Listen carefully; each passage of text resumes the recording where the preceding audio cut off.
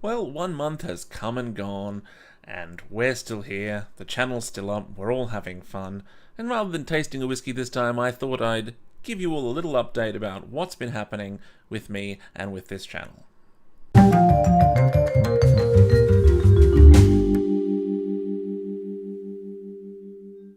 First of all, I just wanted to say a very big thank you to everyone who has been watching, my viewers, my subscribers, people who've been giving me the old thumbs up. Thank you so much. I really appreciate it. All those things help the channel, and if this trend continues, we'll only be going up, and I have you to thank for that. I really do mean that. Thank you so much. Last night, I had the good fortune to attend the Suntory Whisky Appreciation Night at the Gresham Bar. It's a bar in my local town here of Brisbane in Queensland. It's a great place, whiskey bar, great atmosphere. I might even do a video on it, I don't know. It's a really great place, and it was the Japanese Suntory whiskies that we were tasting. It was chaired by Dan Woolley, who is kind of an Australian whiskey god. The night was very humbling and very inspiring at the same time. Humbling in the sense that Dan has been around whiskey all his life and he knows his stuff. He's a walking whiskey encyclopedia, you know, and I'm doing videos now and I know jack by comparison. But also very inspiring because he clearly has a love for it, and he touched on a few whiskey culture topics that I very much agree with. And I might do a video on that later. It was just good to see that the novice and the master, we had some common lines there, and so the evening. Some very tasty and some very expensive whiskies were drunk. Very, very nice. The standouts for me were the Yamazaki, 12 years old, has a very sweet beginning and then a wave of spice that is powerful, intense, but not overwhelming, not upstaging. And I've just not had that experience before. I mean, I've had the experience of one flavor taking over from another, but this was just on a whole other level. It was really, really nice, really well done, really crisp. Also enjoyed the Hakushu, 18 years old, and it had a wonderful finish. A really wonderful finish, a very strong honey finish, honey aftertaste that lingered on the palate for quite a long time, and I wasn't complaining. He could have stayed around forever. And its nose was just beautiful. Kind of raisins, plums, dark fruit, dark stone fruit. Oh, really? Some of us were even joking that the Hakushu 18 would make a very nice cologne. A very expensive cologne, though. Unfortunately, in Australia, Japanese whiskey prices are going up, and a bottle of the Hakushu 18 would set you back about $500. Ouch. And finally, I had the pièce de résistance of the evening was the Yamazaki, 18 years old, and I was just... Only God can judge me now that I've had some of that Yamazaki, 18 years old. It is amazing, and again, it was that the finish, you know, really very strong, very definite and defined. Kind of a chocolate finish, a chocolatey finish. Chocolate. I kind of felt there was like a bit of chocolate caramel intermixing with the two, and the chances of me doing a proper tasting of it for this channel, not looking good. A bottle of that Yamazaki 18 years old in Australia at the moment is retailing for about $800.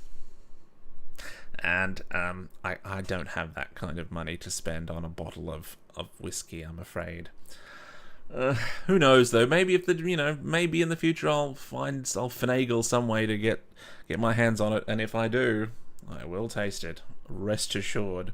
Questions. I have gotten one or two questions privately. The question on your mind right now might be, what's the deal with that question mark behind me?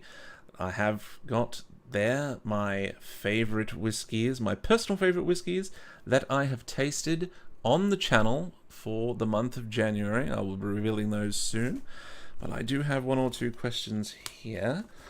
from viewers. I will name no names. The first question: do you really taste and smell all the things that you taste and smell in your videos? Yeah, I do. If I've tasted it before, I will have notes written down, and so I'll be, kind of knowing what to expect, and I might be able to build on it depending on if I get any new tastes or aromas. Occasionally, I'll do a blind. I'll taste it blind so I'll have no expectations, and I don't know if that's such a good idea because I might be missing some things, so I might phase out the whole tasting things blind. The nuance of me tasting it blind I don't think is worth what I could be losing if I've, had it a couple of times and I kind of know, what to tell you. But, we'll see. If you have an opinion on that, comment section down there.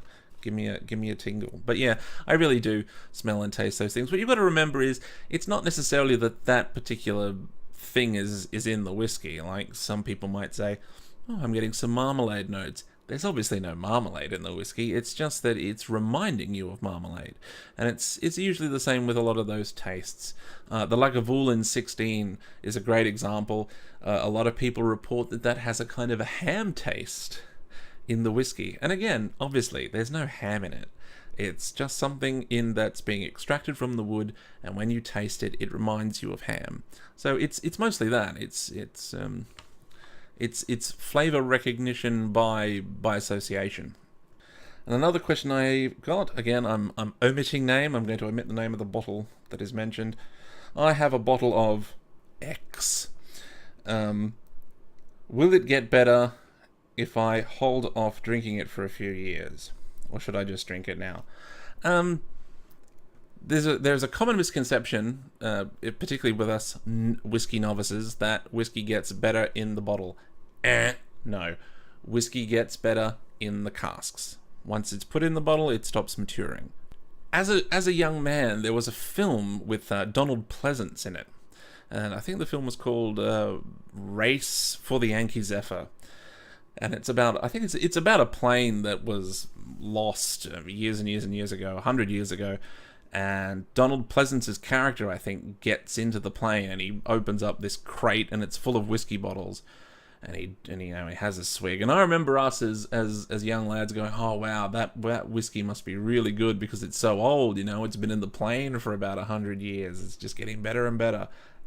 No, that's not the case. Once it's in the bottle, it stops. And these bottles are sealed. So there's no, the oxidization grinds to a halt.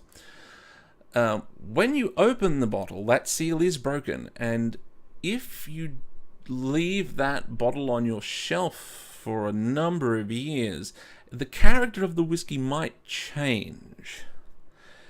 Because once you break that seal, the whiskey begins to oxidize. But generally speaking, no. If you get something and it's matured 12 years, that's as good as it's going to get. It's not going to make your whiskey better if you wait to drink it, 5 years after buying it.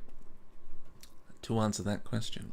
And now, to reveal my favorite whiskeys, my personal favorite whiskeys of the month. I am including the first two videos, the Chivas Regal 12 and the Glenmorangie 12, even though I did technically film them last year in December.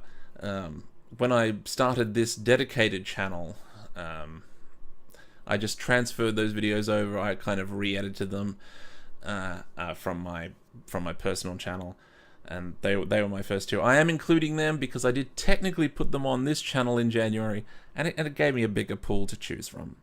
And so, ladies and gentlemen, what were my favorite whiskeys of 2017 in January? There you have it. I couldn't just pick one. I had to pick two. I picked the Monkey Shoulder. Good drop. I loved that taste of buttery, buttered toast. I got it right this time. Buttered toast.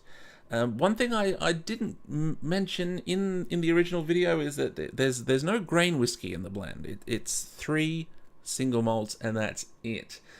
Only single malts here, and it's that might account for its ability to outperform blends like the Shivers. And for the single malt, my favorite, it was the Glen Grant 10. Sorry about that. Well, no, I'm not sorry. I'm just thinking there might be some people watching going, oh, you only like it because Jim Murray liked it in his whiskey Bible. No, this is just really appeals to my personal palate. You know, the things I like in a whiskey. I love that taste of orchard fruits. I love the crispness of it. Very nice. Even though it's only matured for 10 years, I think it's a really good dram. And goes to show you that, you know, age isn't everything.